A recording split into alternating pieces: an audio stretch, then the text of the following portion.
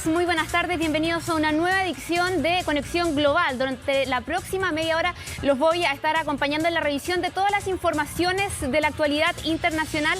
Mi nombre es Jacinta Molina y bienvenidos a una nueva edición de nuestro programa que vamos a comenzar en todo caso recordándoles que pueden comentar a través de todo lo que les vayamos informando a través de las redes sociales usando también el hashtag Conexión CNN. Ahí pueden ir comentando también las diversas noticias que vamos a ir revisando en los próximos 30 minutos, que vamos a partir de hecho con lo que ocurrió durante esta jornada con una nueva reunión del G7. Este viernes se concretó de hecho una nueva reunión de las 7 potencias económicas más grandes del mundo, el llamado G7, ¿no? Un encuentro que se realizó de manera telemática y que fue presidido por el primer ministro británico Boris Johnson, que fue de hecho también el primer encuentro del grupo que contó con la participación de Joe Biden como presidente de los Estados Unidos tras asumir el cargo hace un mes. En esta instancia, los líderes de las 7 potencias más poderosas del mundo abordaron la lucha contra el COVID-19, la recuperación económica y la ayuda hacia los países más pobres en medio del dispar proceso de vacunación contra la pandemia. Y al término de este encuentro, el grupo anunció una ayuda económica de $7.000 millones, $7.5 millones de dólares para el programa de vacunación COVAX, que busca garantizar el acceso mundial a las inoculaciones. Un anuncio en todo caso que muchos interpretan como un esfuerzo de los gigantes occidentales por contrarrestar el avance de otras potencias como China y Rusia, que han exportado sus vacunas a otras naciones del planeta. Y antes de participar en ese encuentro, el presidente Joe Biden presentó ante el Congreso su ambicioso plan migratorio que contempla otorgar la nacionalidad a 11 millones de indocumentados en los próximos 8 años. Esta medida va a beneficiar a los migrantes que ingresaron a Estados Unidos antes del pasado 1 de enero de este año, pero que además demuestren que no tienen antecedentes penales. Pasados 5 años podrán solicitar la residencia permanente y 3 años después van a poder acceder a la ciudadanía. La iniciativa además busca agilizar el proceso de regularización para aquellos jóvenes que llegaron a territorio estadounidense cuando eran menores de edad. El proyecto también del demócrata además incluye acciones para abordar las causas profundas de la inmigración, por lo que contempla un fondo de más de $4.000 millones destinados a mitigar la violencia y pobreza en países como Guatemala, Honduras y El Salvador. De aprobarse, este sería el cambio más profundo en el sistema migratorio de los Estados Unidos. Sin embargo, el camino en el Congreso no es fácil debido a que los demócratas solo tienen el control total en la Cámara de Representantes. Un cambio sin duda en lo que fue la política también del expresidente Donald Trump. Bueno, y hablemos un poco de contexto, ¿no? Porque en campamentos y albergues así esperan cientos de migrantes en la frontera de México y Estados Unidos. Más de 25.000 fueron devueltos al norte del país latinoamericano bajo un programa impulsado por el exmandatario. Ahora, tras el fin de esta política, esperan que sus solicitudes de asilo sean resueltas lo antes posible. Los detalles en la siguiente nota de Belén Zapata. Al campamento ha llegado una nueva pandemia, se llama la pandemia de la depresión. Aquí, en Tamaulipas, en el norte de México y frontera con el estado de Texas, en Estados Unidos, cientos de personas esperan impacientes en albergues que el presidente Joe Biden cumpla con su promesa de poner fin a los protocolos de protección al migrante, o MPP, por sus siglas en inglés, que obliga a los solicitantes de asilo político a permanecer en la frontera del lado mexicano a la espera de la resolución de sus casos en los tribunales estadounidenses. Todavía no nos dan esperanza de qué va a pasar con nosotros.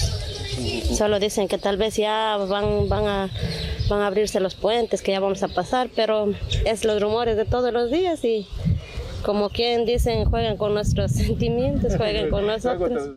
El expresidente Donald Trump instauró este programa como respuesta a las caravanas masivas de migrantes, principalmente de centroamericanos que iniciaron el éxodo de sus países a finales del 2018.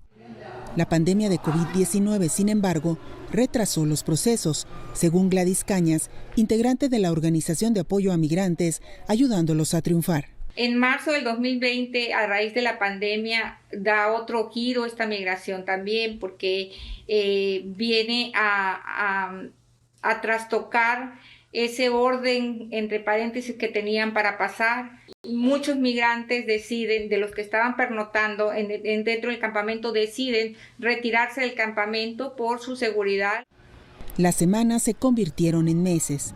Los migrantes dicen que estos son los albergues de la frustración, espacios habilitados de forma espontánea al lado del río que los separa apenas unos metros del país al que quieren llegar. Gente tiene más de un año y medio esperando en un campamento insalubre, hacinados, con las peores condiciones de vida. Ya yo lo que siento es una depresión tan grande y unos deseos así de que ya yo no puedo aguantar más. Ahorita estoy enferma, con falta de aire, pidiéndole auxilio al mundo que me acaben de pasar. Pasamos deprimidos, pero con la voluntad de Dios estamos aquí, estamos echándole ganas, no nos vamos a rendir. Yo soy madre soltera y yo digo que no me voy a rendir porque es duro la vida, pero soy fuerte por mis hijas, tengo que seguir. Ellas son mi razón de vivir y ellas son mi razón para seguir y tengo que cumplir. No todos han resistido. Algunos salieron del albergue en busca de empleo en México.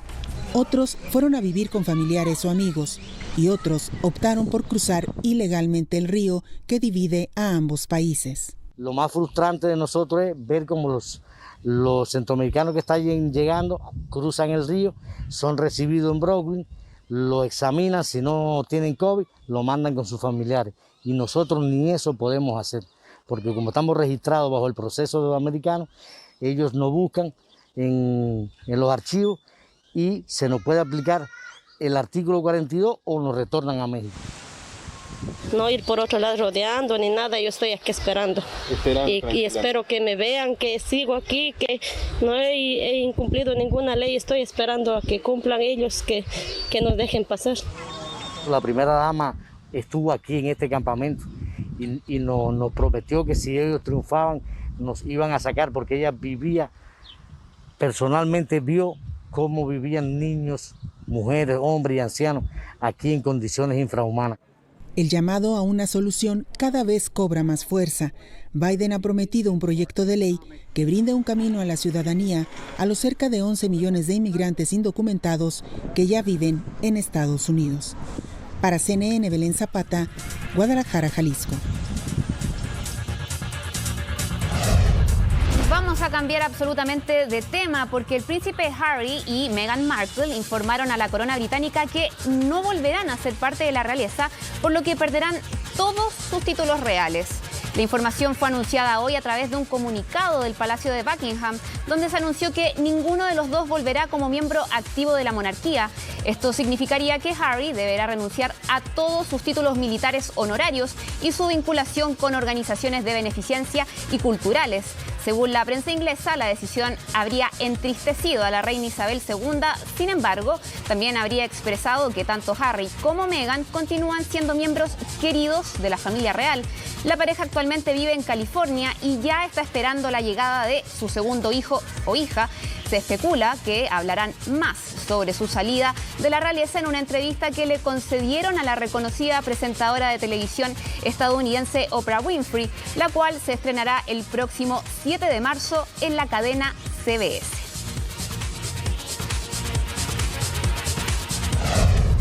Y vamos a trasladarnos hasta Europa, en específico a España, porque las protestas por la encarcelación del rapero Pablo Hasél continúan en ese país.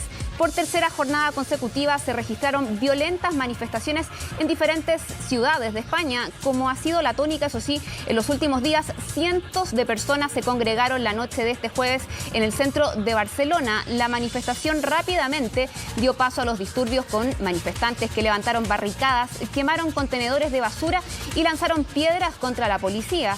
En tanto, las fuerzas de seguridad utilizaron gases lacrimógenos y balas de espuma para dispersar las protestas. En total, en Cataluña, 33 personas resultaron detenidas. Las manifestaciones también se registraron en otras ciudades como Tarragona, Baracaldo y Valencia. En tanto, en la capital Madrid, la policía arrestó a 19 personas. El rapero Pablo Hasél está en prisión desde el pasado martes tras haber sido detenido por la policía, luego de ser condenado por enaltecimiento del terrorismo e injurias hacia la corona. Y acá en la región, pese al proceso de vacunación, Brasil no logra frenar la curva de infectados y ya superó la barrera de los 10 millones de contagios. Actualmente el país se encuentra en medio de una segunda ola de la enfermedad y ha sufrido reiteradas interrupciones en su campaña de inoculación debido a la falta de dosis. Por el momento, solo el 3% de la población ha recibido la primera dosis de la vacuna. Este proceso se inició hace casi un mes con las vacunas de los laboratorios CoronaVac y AstraZeneca. Sin embargo, tuvo que ser suspendida en ciudades como Río de Janeiro y Salvador debido a la falta de dosis distribuidas por las autoridades locales. Esto también se podría repetir en Belo Horizonte, Florianópolis y Curitiba.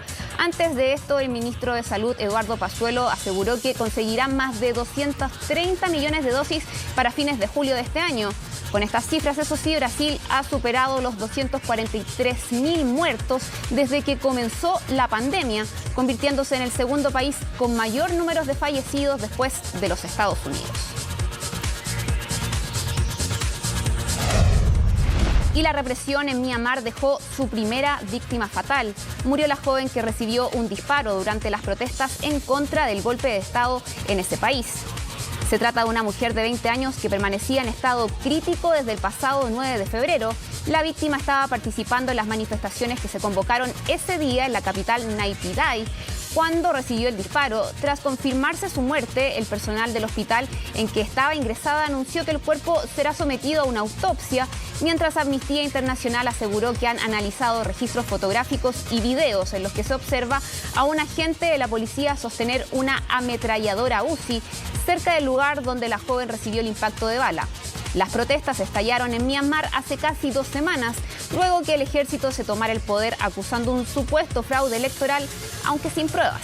Desde esa fecha, la Junta Militar ha desplegado soldados en las calles y diversas ocasiones también se han bloqueado el acceso a Internet en ese país. Y 2 periodistas en Bielorrusia fueron condenadas a 2 años de cárcel por revelar imágenes de la represión por parte del régimen de Alexander Lukashenko. Daria Chulsova y Yekaterina Andreyeva fueron acusadas de haber organizado graves alteraciones al orden público. Ambas fueron detenidas en noviembre después de transmitir en vivo para un canal de televisión independiente una protesta en medio de una activista también de oposición, en memoria de un activista de oposición que fue asesinado por la policía estatal. Las 2 comunicadoras habían estado más de 3 meses en prisión preventiva a la espera de una sentencia. Al conocer la decisión del tribunal, ambas se abrazaron e hicieron un signo de paz. Por el momento, las organizaciones de derechos humanos del país las han catalogado como presas políticas y la defensa informó que apelará a la decisión tomada por la justicia. Desde la reelección del actual presidente Alexander Lukashenko en agosto del año pasado, Bielorrusia ha enfrentado masivas manifestaciones que denuncian un fraude electoral en la reelección del mandatario en el poder desde el año 1994.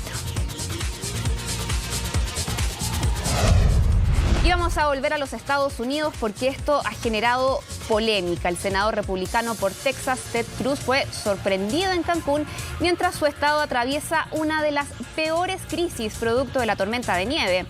Fueron tantas las críticas que el congresista tuvo que regresar a los Estados Unidos tras suspender sus vacaciones en las costas aztecas, donde había llegado recién hace solo unos días, mientras millones de personas llevan 4 días sin agua y sin suministro eléctrico también por la intensa tormenta.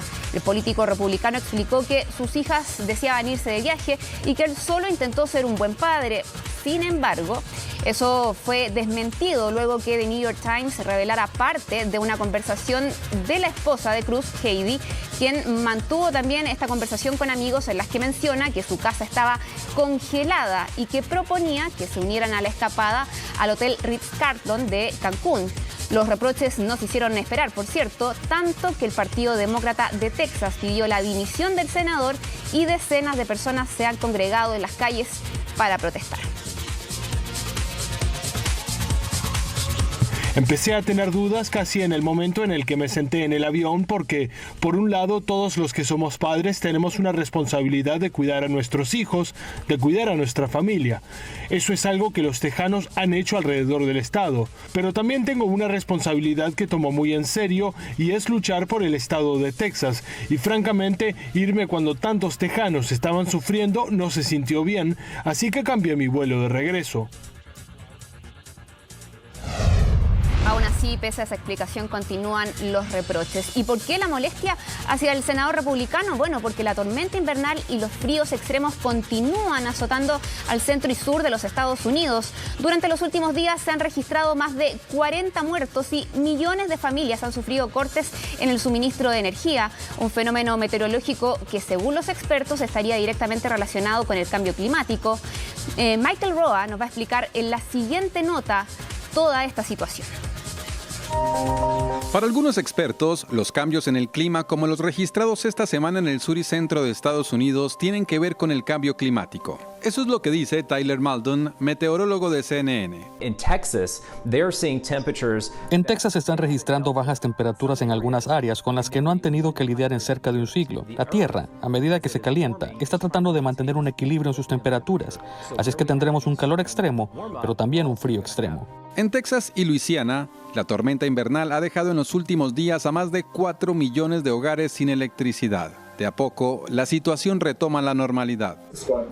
Para Adam Sobel, profesor de la Escuela de Ingeniería y Ciencias Aplicadas de la Universidad de Columbia, es falso que los apagones en Texas se hayan producido porque el estado tiene demasiada energía renovable y en particular porque las turbinas eólicas se están congelando. Para este científico atmosférico, la mayor parte de la energía perdida se debe a plantas nucleares de gas natural y carbón que colapsaron.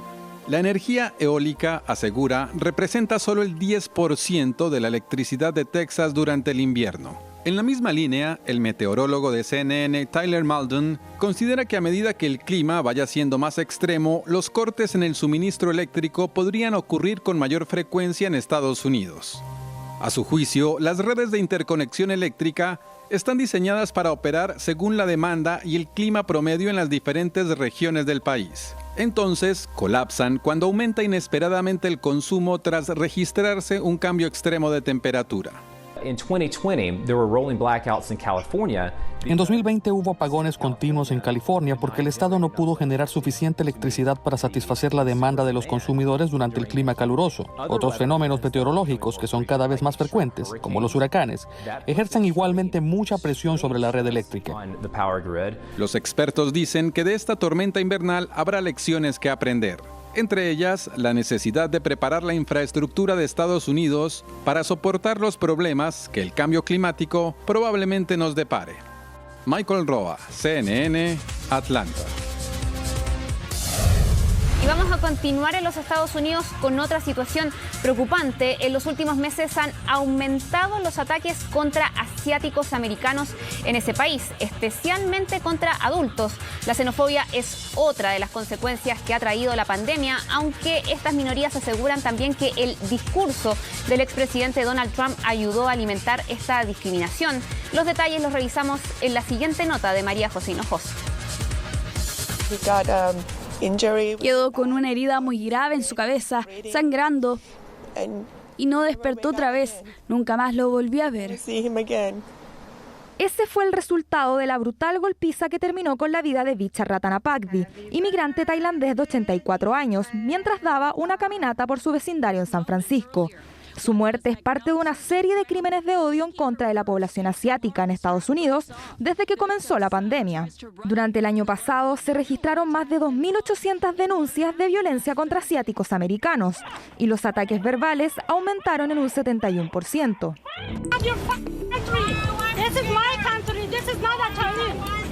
La sociedad no cree que vivamos racismo, así que debemos documentar lo que está pasando. Lo más preocupante de estos registros es que las principales víctimas han sido personas de la tercera edad. En tan solo una semana fueron agredidos, asaltados y golpeados 3 adultos mayores en distintos puntos del país. Estas imágenes corresponden a lo ocurrido en Oakland, en el estado de California, donde un hombre de 91 años fue lanzado contra el pavimento el pasado 31 de enero. Activistas han atribuido este aumento del odio antiasiático a la pandemia. Además, lo asocian a las declaraciones racistas del expresidente Donald Trump al momento de referirse al virus.